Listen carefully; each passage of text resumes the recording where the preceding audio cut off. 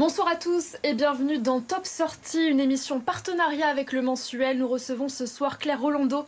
Bonsoir. Bonsoir, vous êtes la directrice de l'action culturelle de Mandelieu. En ces fêtes de fin d'année, vous allez tout nous dire sur la programmation de Noël, ce sera dans un instant. Et puis, comme chaque semaine, à nos côtés, on retrouve Morgane Ladispeson pour le mensuel. Bonsoir Morgane. Bonsoir Margot. Alors, tu as rencontré l'humoriste Franjo. Raconte-nous tout.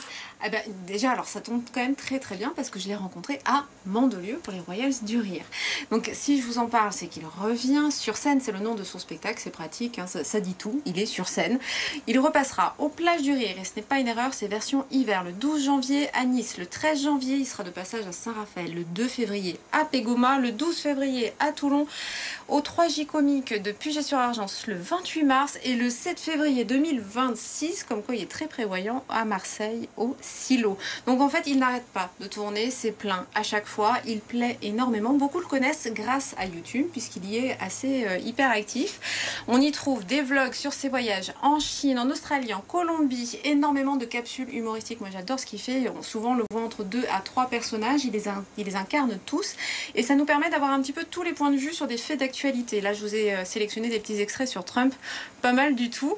Et puis surtout, il ne nous montre pas sur YouTube, sur Internet, tout ce qu'il fait sur scène, il laisse la primeur aux spectateurs et ça je trouve ça très respectueux. On peut le découvrir tout de suite. Allez, on voit un petit extrait. Quand je joue plusieurs personnages, etc., parce que c'est comme ça que les gens me connaissent un peu, c'est que je joue souvent plusieurs fois, plusieurs personnages au même endroit, etc., donc j'arrive à me dédoubler avec les montages et tout. Ouais, je suis plus dans le jeu, et sur scène, je parle au public comme si c'était mes potes, quoi. Il a pris 5 ans de prison, dont 3 avec sursis. Voilà. Je comprends pas, moi, l'idée du sursis. C'est d'annoncer des peines qui vont pas être appliquées. Il n'y a que pour la prison qu'on dit ça. Jamais tu dis, j'étais en couple, 3 ans, dont 2 fermes.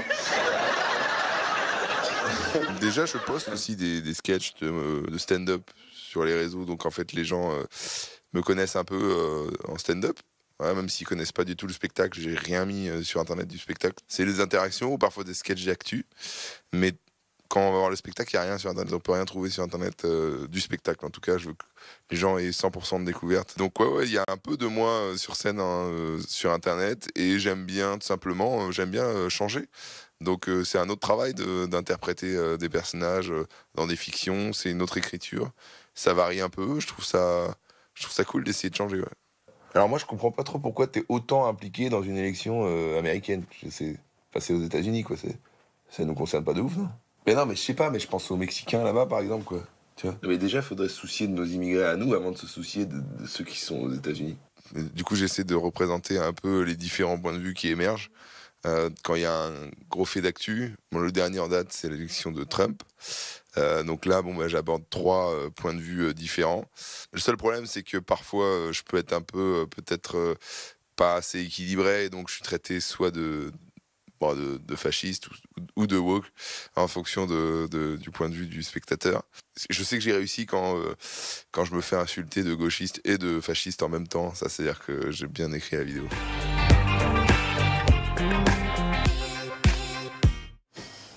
Voilà pour cette interview que vous pourrez retrouver en intégralité sur le mensuel. Noël approche avec son lot d'animation, direction Mandelieu ce soir avec vous Claire Rolando.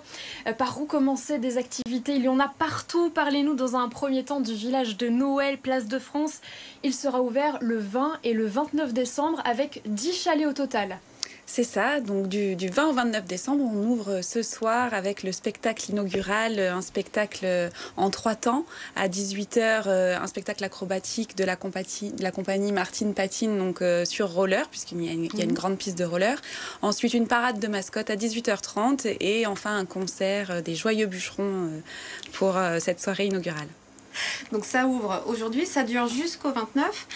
Et surtout, moi, ce que j'aime, j'adore le côté hyper traditionnel. Alors, pour ça, je suis restée très enfant, mais du coup, on va pouvoir retrouver évidemment le chalet du Père Noël, parce que le Père Noël se déplace, je crois, aujourd'hui, évidemment, et du 21 au 24, on va pouvoir le retrouver jusqu'à de 14h30 jusqu'à 19h30. Donc, il a beau être très occupé, il nous fait l'honneur de venir à Mandelieu.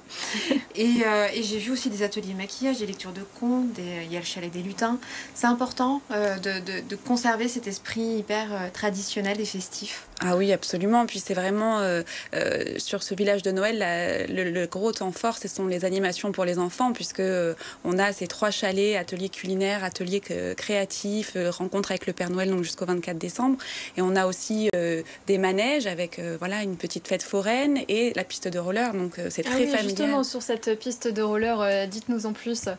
Alors la piste de roller, donc elle sera ouverte également dès ce soir jusqu'au 29 décembre et avec des temps forts tous les après-midi, des animations sur la piste de roller, ambiance disco, ambiance fluo, voilà, avec un animateur qui met l'ambiance et qui fait patiner les gens.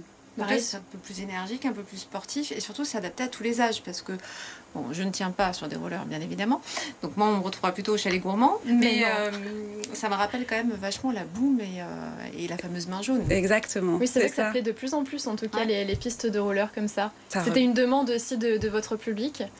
C'était une demande, oui, c'était une demande. Ben, on sait que d'autres marchés Noël proposent les patins à glace, donc c'est pour proposer quelque chose de différent. On peut patiner à Mandelieu sous le soleil. Voilà, on laisse les patins à glace plutôt pour la montagne et nous sur le bord de mer on fait du roller. Il y aura combien au total de concerts de Noël? Qu'est-ce qu'on pourra y retrouver? Alors au total, vous dire le nombre, je pourrais pas vous dire. En tout cas, on a mis en place des apéros live, donc tous les soirs à partir de 18h, vous pourrez venir, plutôt voilà 19h, prendre l'apéritif au chalet gourmand et en musique avec des groupes différents chaque soir. Vous allez de la chorale, du jazz, de la soul, du flamenco. Vous avez un peu de tout.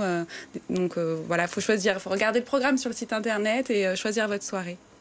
Et dans les chalets gourmands, on a de tout. On a du sucre et du salé, il y a des huîtres évidemment, il y a des gaufres, des crêpes, des barbes à papa. Ouais, ça, je connais tout le planning, ne t'inquiète pas. Tartiflette. Oui, tous les classiques de Noël, bien entendu. Tartiflette, raclette, les sandwichs savoyards. On a aussi des spécialités corses, les produits de la mer et toutes les petites gourmandises sucrées. Bien sûr, vin chaud, chocolat chaud. Donc en fait, j'y suis tous les soirs. Donc, et l'entrée est gratuite? L'entrée dans le marché évidemment est gratuite. Ensuite les ateliers pour les enfants aussi sont gratuits et ensuite il y a un droit d'accès pour les manèges et pour la piste de roller.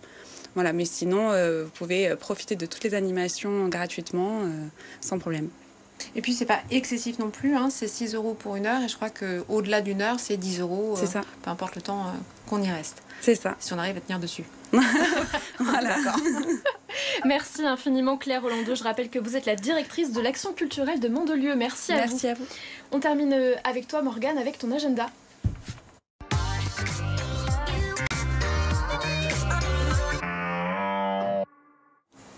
On débute avec du théâtre Claire et La Fontaine, du 30 décembre au 10 janvier à Nice, au théâtre Les Franciscains, salle des Franciscains du Théâtre National de Nice. C'est la nouvelle création de Muriel Mayette-Hall, j'ai du mal à articuler ce soir, avec les comédiens de la troupe du TNN. Je vais y arriver. Au programme de cette nouvelle création, eh bien, des textes de La Fontaine. On connaît tous le lièvre et la tortue, le corbeau, le renard, la cigale et la fourmi.